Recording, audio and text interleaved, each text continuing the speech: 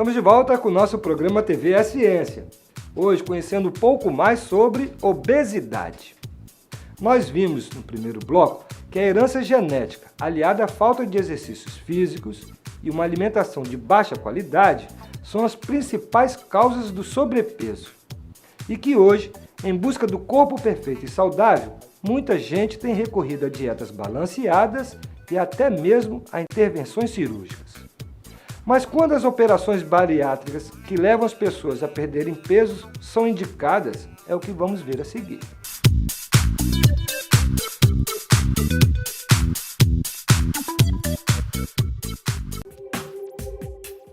Então, quando esse índice está entre 30 e 35, você tem uma obesidade de grau 1. Quando ele está de 35 a 40, uma obesidade de grau 2. E de 40 adiante, você tem uma obesidade 3, que é também dita mórbida. Então, na obesidade de grau 3, mórbida, a indicação é absoluta. Eu digo indicação, não sei se conveniência. Entende? Porque um jovem de 16 anos que tem um índice de massa de 40, 42, sem doença nenhuma, talvez ele ainda tenha uma chance de perder peso com outro método. Então, não sei se tem conveniência, mas estaria indicado nesses casos, mesmo assim. Aí é a maior polêmica, quando o índice de massa é de 35 a 40, que é uma obesidade de grau 2, o paciente precisa de ser portador de uma comorbidade, de uma doença. Por que comorbidade? Porque esse termo é uma doença que é trazida pela obesidade. Quer dizer, essa doença ela é adquirida devido à obesidade. Então, se você opera esse paciente e ele se torna magro, essa doença vai embora. Entende? Então, na verdade, você está tratando da obesidade, controlando a obesidade para ele deixar de ter hipertensão, diabetes, apneia do sono, triglicerídeo e colesterol alto, artropatia de joelho, de coluna e outras doenças que são trazidas pela obesidade. São várias as técnicas e tipos de operações bariátricas, mas umas oferecem mais riscos e outras menos. De qualquer forma, todas têm que ter um acompanhamento de profissionais sérios, porque além da própria cirurgia, o paciente deve levar a risco as recomendações médicas e ter um compromisso com o tratamento. Existe uma cirurgia que foi moldada por dois americanos dos Estados Unidos nos anos 90. Essa cirurgia ela tem 3 princípios básicos. Primeiro, o paciente passa a comer menos. Então ele tem uma saciedade precoce. Então ele come menos e se sente saciado. Esse estômago, por ser menor, ele demora mais tempo para esvaziar. Então, além de ser precoce, é uma saciedade mais prolongada. Essa cirurgia tem um segundo componente nela, que é o chamado bypass, que é uma ponte com o intestino, e que o paciente, toda vez que come açúcar, ele passa mal. Esse é chamado efeito dumping. Então, é uma maneira que a cirurgia tem de impor um limite ao açúcar para o paciente. O paciente que se submete a essa técnica, ele não consegue mais comer açúcar. Existe uma outra técnica que você mexe só no estômago. Essa técnica, você só mexe no estômago. Então ela passa a trazer o quê? Só restrição. Você come pouquinho. Entende? Essa técnica hoje está sendo vista com bons olhos no mundo inteiro. Por quê? É uma técnica que foi idealizada nos anos em 2000, de 2000 para cá, ela é mais recente, os resultados são muito bons e ela é muito usada em pacientes hiperfágicos, homens que gostam de comer muito. Então o que acontece? Ele passa a comer menos e tem um resultado bom. É uma cirurgia que, como você mexe só no estômago, você preserva toda a absorção intestinal. Então ela é mais conservadora, é uma cirurgia que é mais próxima da nossa fisiologia. Então hoje ela está sendo colocada em alguns países do mundo como uma primeira escolha. Entende? Mas é uma cirurgia mais nova e que a gente ainda depende de alguns resultados para estar consagrando. Ela é hoje uma cirurgia legítima, recomendada pelo Conselho Federal de Medicina também. Ela já é hoje uma cirurgia regulamentada. E existe uma técnica que é uma técnica de exceção, né? que você mexe no intestino. O nosso intestino tem de 6 a 8 metros, então ele é reduzido para 50 centímetros. E aí é uma cirurgia extremamente agressiva, em que os pacientes perdem muito peso. Além de perder muito peso, eles adquirem uma desnutrição e que tem que ser controlada quase que mês a mês. É uma cirurgia feita de uma forma mais de exceção.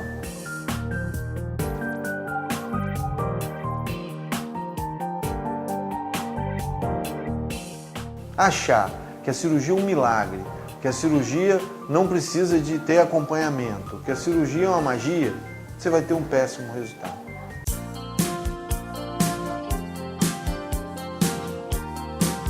Alguns estudos apontam que cerca de 10% das crianças brasileiras estão com sobrepeso ou obesas. Esse índice se aproxima muito dos países desenvolvidos, que tem cerca de 15% das crianças com obesidade. Logo, o Brasil, que era um país dos desnutridos há pouco tempo atrás, hoje vem enfrentando esse problema da obesidade infantil. Nós viemos aqui no Conselho Regional de Medicina do Espírito Santo conversar com o Dr. Severino Dantas Filho, ele que é pediatra e nutrologista pediatra. Vamos lá conhecer as informações que ele tem.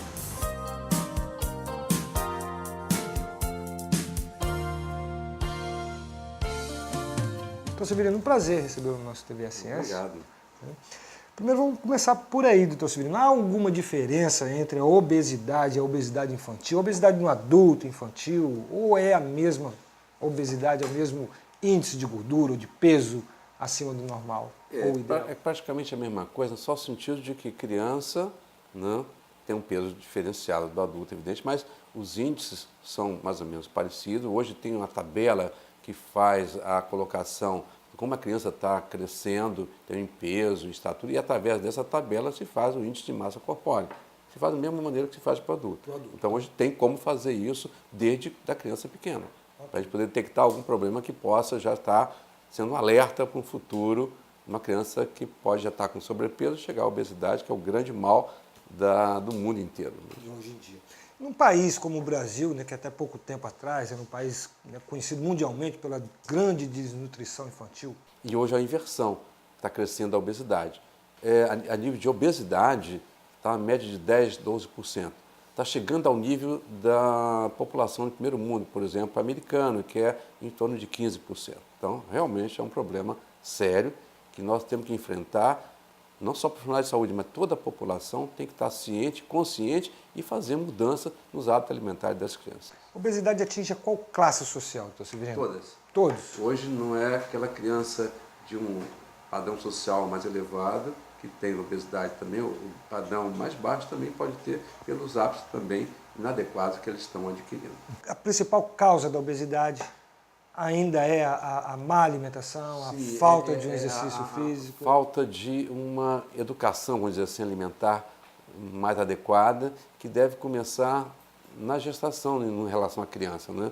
É a gestante que deve ser orientada não só pelo profissional que a está atendendo o obstetra, mas também ter o apoio de uma equipe multidisciplinar que possa ajudá-lo e fazer uma orientação alimentar adequada para essa gestante, para que ela possa seguir uma gravidez adequada, ter um neném bem em termos de peso e estatura, e essa criança começar a ir entrando no pediatra com aleitamento materno. Quer dizer, hoje já tem como acompanhar durante a gestação se aquele bebê está em peso? Sim, hoje com a tecnologia, hoje tudo isso pode ser feito e o profissional tem que estar atento, e esse apoio multidisciplinar, né, é muito importante. Então quer dizer que a preocupação com a obesidade infantil começa lá na gravidez. Quer dizer, não só a obesidade infantil, mas toda a obesidade, Sim, né, claro, de todas as sim. faixas etárias. Começa lá na gravidez.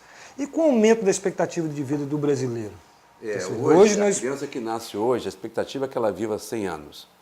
Mas a gente analisando a comunidade hoje como um todo, no sentido de os erros, os alimentos inadequados que estão proliferando cada vez mais, os fast foods estão aí, como a alimentação do dia a dia das nossas crianças, talvez não chegue a 100 anos, ou chegue com muita doença da obesidade, hipertensão, diabetes, né? Tudo isso esses podem ser fatores que podem trazer complicações, trazendo para a criança um futuro não muito adequado, porque tem mais uma coisa importante. atividade física. Quando é que vai fazer atividade física com a criança, né? Luiz Felipe, quando é que começa? Luiz Felipe Eu... faz atividade física, né? Espero que sim. Mas olha só, a partir dos 6 meses a gente pode começar a fazer atividade física para a criança? Sim. O quê? Natação. Isso é uma atividade excelente em todos os sentidos para a criança, mexe com todo o seu organismo. Então, já com 6 meses de vida, já... Agora tem locais capacitados para fazer essa atividade física principalmente natação. Isso, natação. Um dia que ela vai crescer, ela pode mudar esse tipo de atividade para cada faixa etária. Mas isso e não só atividade física para ela, e manter a alimentação também adequada. Aleitamento materno. Materno, de 0 a 6 meses, nasceu o leite materno e que deve ser continuado até 6 meses. Tanto isso é verdade que a Prefeitura de Vitória foi a primeira prefeitura do Brasil que adotou a licença maternidade de 6 meses. Foi um ganho para toda a comunidade de funcionários da prefeitura, que o Estado também, depois de certo tempo, adotou. As empresas privadas ainda, algumas sim e outras não. Uma bobagem. O benefício que traz para a profissional que trabalha nessa empresa vai trazer benefício para ela, para a família dela e para a própria empresa. Doutor Severino, alguns países, principalmente os países desenvolvidos, até proíbem, né, o leite integral, por exemplo, para a criança abaixo de 1 ano de vida. Sim. A Sociedade Brasileira de Pediatria, eu faço parte do Departamento de Nutologia da Sociedade Brasileira de Pediatria, e o departamento fez uma cartilha, tem publicações que coloca junto com a Associação Americana de Pediatria, a europeia, de que a criança até 1 ano não deveria tomar leite integral. Deveria tomar uma fórmula infantil, que é uma fórmula adaptada, numa adequação melhor em termos de proteína, de gordura, para a criança que, porventura, não possa receber o leite materno. Então, na impossibilidade do leite materno, ela teria que tomar fórmula. Pelo menos até o 6º mês, o ideal até 1 ano. E mais ainda, o leite integral pode levar a criança a fazer uma anemia, que é um grande problema hoje, a nível mundial, de anemia na criança de 6 meses aos 3 anos de idade. Os açúcares refinados também são um problema hoje. Vários trabalhos têm mostrado que esse açúcar refinado, eles entram rapidamente na circulação e podem causar alteração nas artérias, processos inflamatórios e pode ser um fator predisponente de problemas cardíacos, de hipertensão principalmente. Então, é muito importante usar pouco açúcar, pouca gordura e pouco sal. Famílias de pais que têm problemas de hipertensão, de obesidade, que já tem o colesterol elevado. Eu pego meu menino, já com 3, 4 anos, vou analisar como é que ele está nessa parte de colesterol. E tem surpresas interessantes. O menino está magrinho, bem colesterol de 200 e tanto, triglicerídeos de quase 300, porque o problema familiar também é importante. Então, não podemos deixar de alertar nesse sentido. Fazer uma avaliação de como a família se comporta na sua saúde, como é que é a saúde dessa família. E a escola, doutor Severino? A família é fundamental, o comportamento, o exemplo. Eu acho que é um local importante de educação. Eu me lembro, há muito tempo atrás, que em algumas escolas eles compravam coisas que vinham todas elas enlatadas. Salsichas, linguiças, aos almôndegas. Então hoje acabou. As escolas compram o alimento e tem mais uma coisa importante. Toda escola tinha que ter uma nutricionista, para que ela possa orientar melhor. Ainda não chegou a esse ponto de dar o Estado, por exemplo, tem realmente, abriu bastante, a Prefeitura de Vitória também, mas devia ter quase em todas as escolas. A presença do nutricionista. Para orientar a alimentação adequada para todo mundo. Doutor Severino Dantas Filho, né, médico, pediatra, nutrologista pediátrico. Muito obrigado, doutor Severino, pela atenção, pelas informações. Nós é que agradecemos.